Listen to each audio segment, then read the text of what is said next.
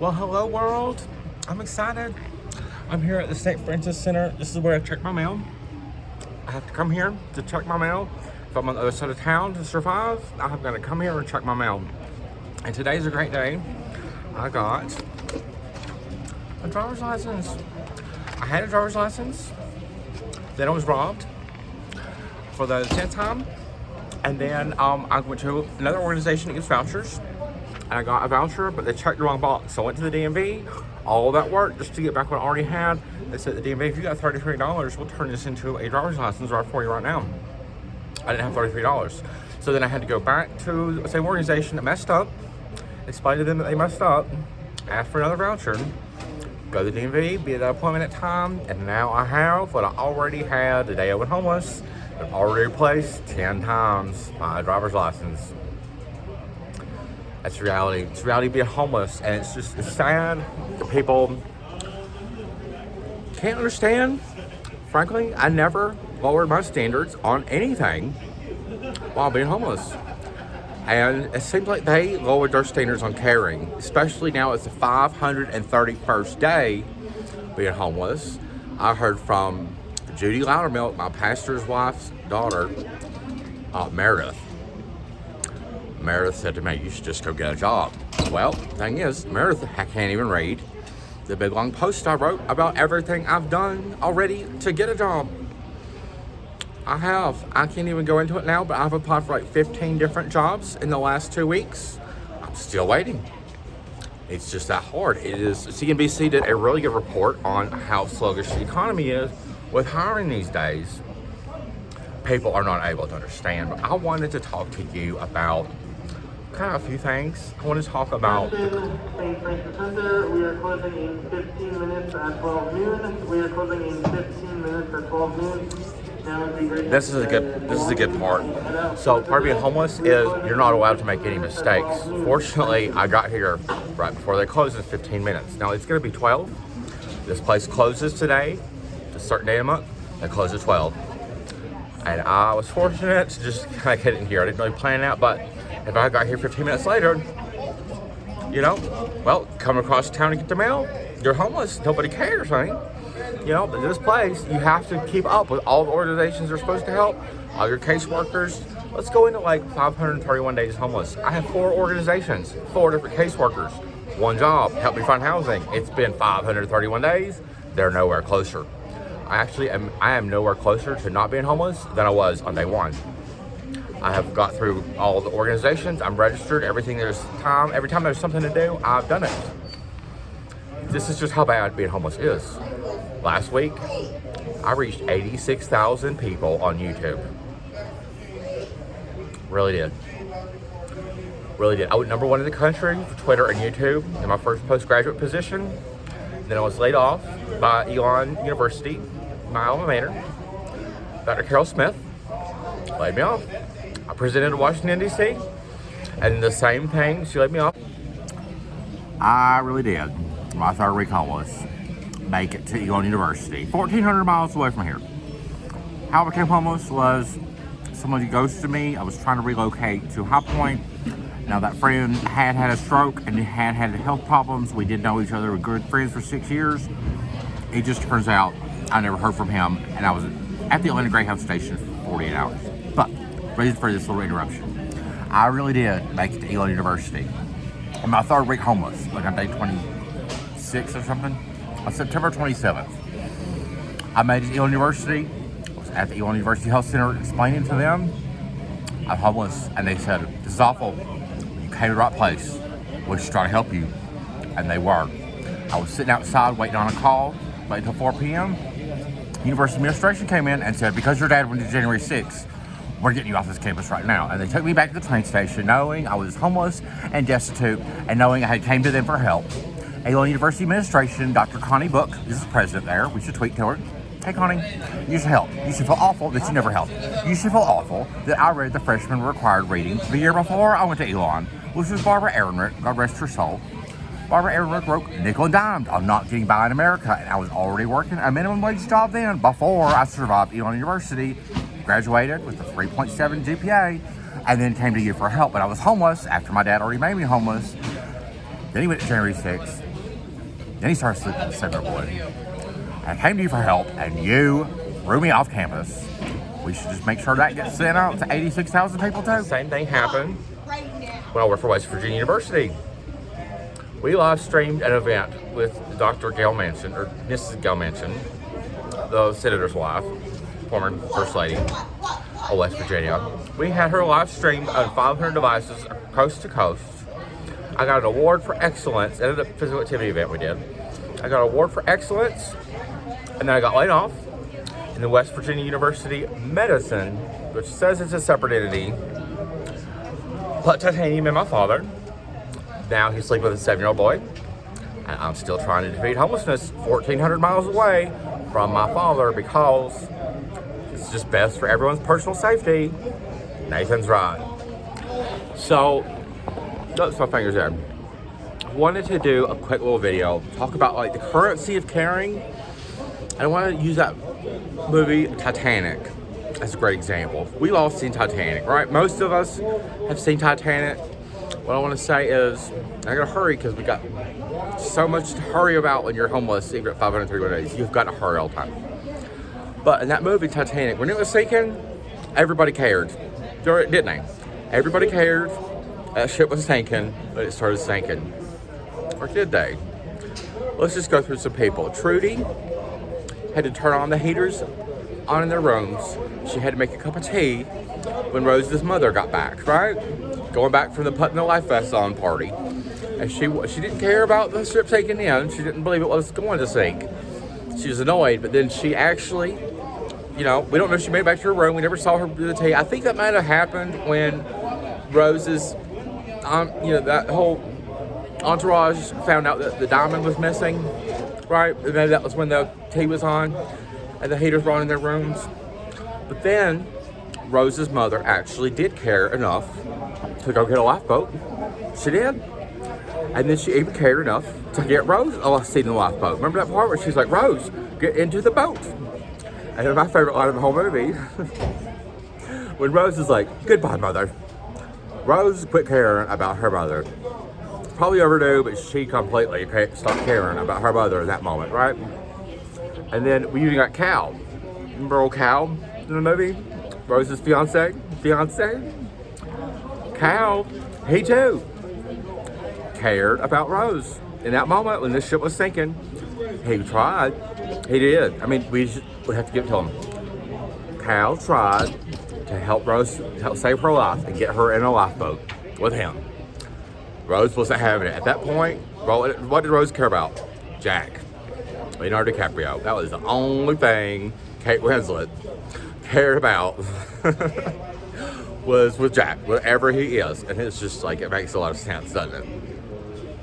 But, so, what the main message of this movie, this video, is shitty people. Rose's mother and Cal, we can all agree we're shitty people. They have the capacity to care. Just because you're a shitty person doesn't mean you don't care, or you can't care. You actually can. We've seen it demonstrated in Rose's mother and in Cal.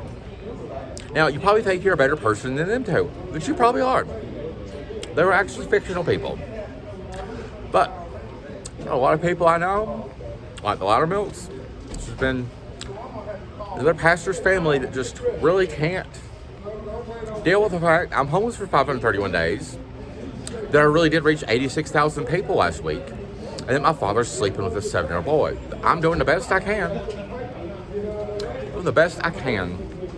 You know who else is doing the best she can? Mariah Carey. Let's just put me and Mariah Carey, someone I look up to and always have. And she always does a lot of like cuckoo shit. Alright, like I'm kind of sick of her Christmas concerts. I'm kind of over that. And she does a lot of wild stuff. Like my YouTube channel, pretty wild. But you know what? We believe in ourselves. We know we're the best. Mariah Carey's still the best. Let me tell you a quick one example why. When she dies, One Sweet Day, longest running #1 in the 1990s, it's going to hit #1 again. It just will. Mariah Carey she does a lot of weird stuff. I do a lot of weird stuff, but we know we're the best. Let me tell you why I think it is. There was a time Mariah Carey, all she had was the darkness. All I have is a couple hours to kill, and then I can go back to my safely consistent place to go. I'm gonna go to right down here, the Native Rescue Mission. I'm gonna get lunch. I don't have any SNAP. I don't have any money. If you help on PayPal, Cashapp, Venmo, that'd be great. I really do need it. I really have tried to go. I went to 15 brick and mortar stores for, hi, I'm like to work here. Can you tell me anything before I apply online? What do you think the response is? They don't know that I'm homeless. It's just apply online. So then you do, and then you wait, and then you follow up. We can't help this economy we're in. I'm doing all I can. I got a driver's license for the 10th time because I still try. But we know from Titanic, shitty people can care. And I'm just gonna end this video with something I noticed and observed and thinking about this, and I've watched that movie a lot. Can you think of two people who should have cared in Titanic, but didn't really care? Can you think of anybody I'm thinking of? All right, here's the answer. Two people that should have cared a lot more in Titanic. That ship was sinking and they just didn't. One, the captain. Remember the captain?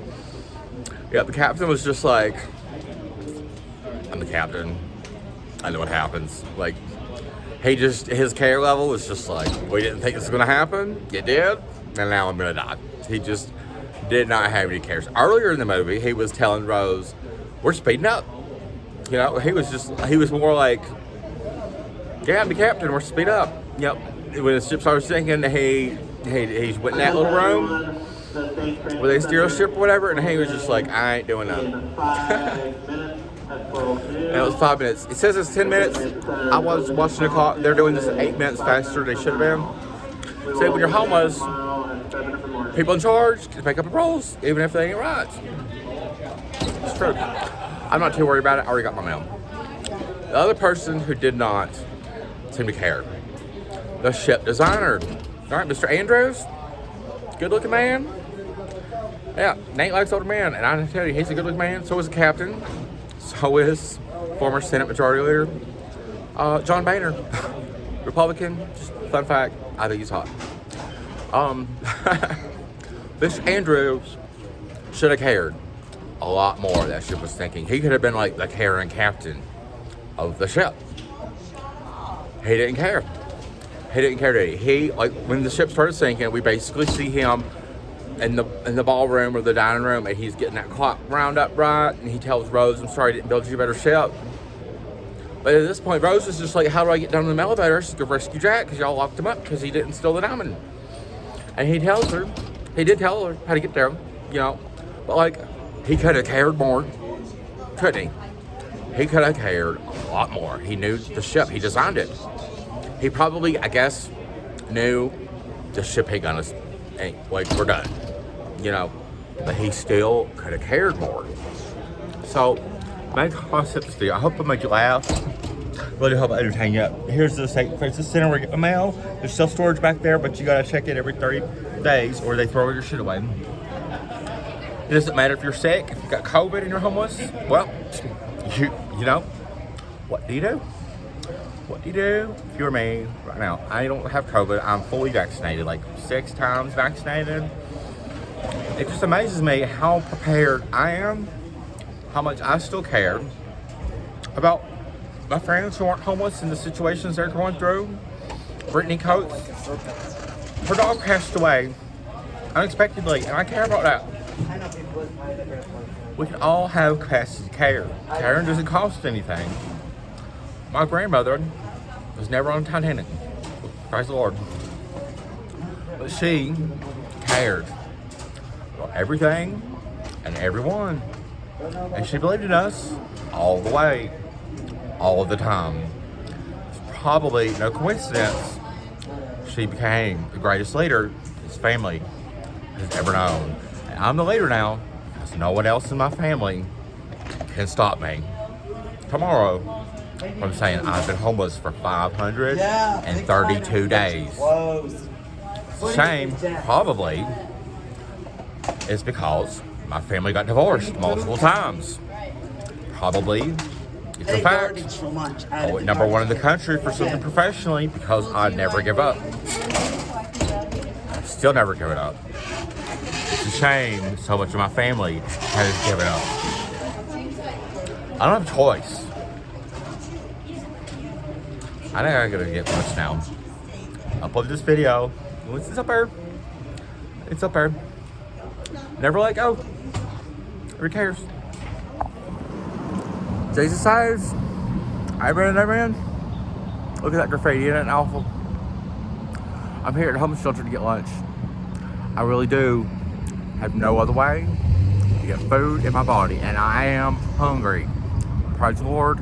They believe in having lunch today. Even if the other place closes. And I just can't help. Sit here looking at this Jesus Safe sign. Meredith. Whatever your last name is. Naomi Cummings. Meredith Loudermilk. What she was born as. Homer Loudermilk. I'm disappointed in your family. I haven't talked to you directly because can't accept my friend request, but I have talked to your wife. She asked me why I was homeless on Christmas Eve and did not ask me anything else. Did not say stay warm or praying for you or hope for the best. Didn't say any of the things that anybody can say. She just asked why I was homeless, and then she didn't believe my dad was sleeping with a 7-year-old boy when he told me, I'm gonna leave you here in this cabin so I could go sleep with a 7-year-old boy. And then he went and did that again and again and again and again. So I put 1,400 miles of distance between me and my father, who later drove away from me in a free SUV, one of the 3 free SUVs he has, because I was about to beat him to death, and I knew it would be wrong for me to do that. So I just put 1,400 miles of distance after he left me in a house with no water and drove away in one of the free SUVs, probably the one I should be driving because it was paid for by my stepdad that my mother later divorced. But Jesus saves. I went to the food bank yesterday, brought that back to a man that has a home. We will probably eat the food there. I went to a food bank the week before. I have no SNAP. We in this country actually decided to lower the amount of SNAP dollars available to someone like me last spring. So now, after already going to the food bank yesterday, going to the food bank last week, going to the same food bank I went to last week, again on Friday, I already exhausted my SNAP. Don't have any more of that until March 6th. Today's February 20th, something like that. I have to still survive. Whether you like that I'm homeless, whether you care that I'm homeless, whether you care or not, I still have to believe in all of my dreams, including having lunch right now. Loudermilk family, you kind of like Cal and Rose's mother. Because you don't care.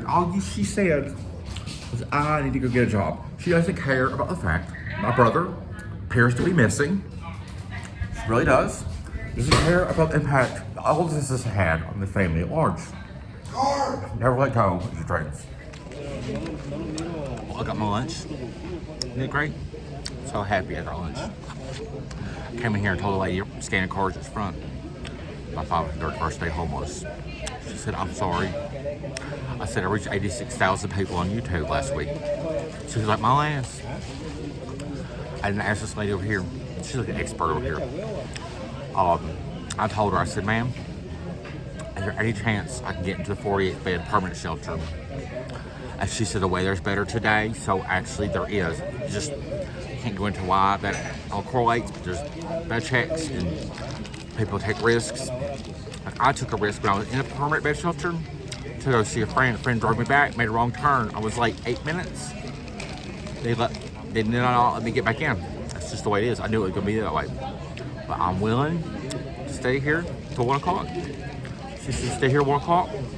There'll be a procedure to maybe you can get your bed in it, and it's looking more likely because it's better weather today. Because that means other people, lost their spot because of the weather. Anyway. But this woman over here is expert. She cares. She cares about me. We can all care about everything and everyone. Be like Granny. Forever and ever. Amen. Randy Travis. Number 1, 2016. My dad made me homeless the first time. I sang that song karaoke in Charleston, West Virginia, number 1. I've got to include this in here too. Why am I have a safe and consistent place to go. Why am I trying to go back to 40th bed? It's different, can be harder, definitely. I believe it might be the right thing to do. Try to give the man who's helped me so much when so many of you have not cared. He still did. I care about him and the dogs, and I care. It's enough for me to try if I can, and I can. Try to give him a little bit of a break. It snowed a lot. We've had a lot of blizzards. We held on to each other. He don't have a job. He's mourned the loss of someone he loved. I'm doing the best he can. I think right now, I'm going to try to get back in that 40th bed. It might be that I have to go directly over there. All my stuff, my 2 backpacks of stuff is over at his place. I might have to go one night without medication. It might be like, you gotta go from here to there. It could be that way. But I can go see him tomorrow, get my stuff back. I can give him more of a permanent break. I know he'll be there for me in the future. If I was to, be late one time 8 minutes, which it did take 3 months to get in, and because I was late 8 minutes, I'll be on the other side of the city. I'll be doing all these things. But I believe it's the right thing to do. I'm gonna try my permanent bed. Permanent as long as you do their bed checks. And there'll be 500 men sleeping in the same room like a big old gym.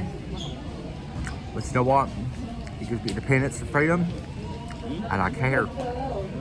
I care about somebody who cares about me. Amen and amen. Here is a picture of me in front of the largest mural in the state of West Virginia that my father completed, and I would encourage again, Mayor Harold McBride, it would be a great thing if you were to get in touch with me. Mayor Harold McBride is someone who could probably stand to read his quote. Whether you think you can or can't, you're right. Here are my links to my Cashapp, Venmo, and PayPal. If you can help, please do. I really do have nothing.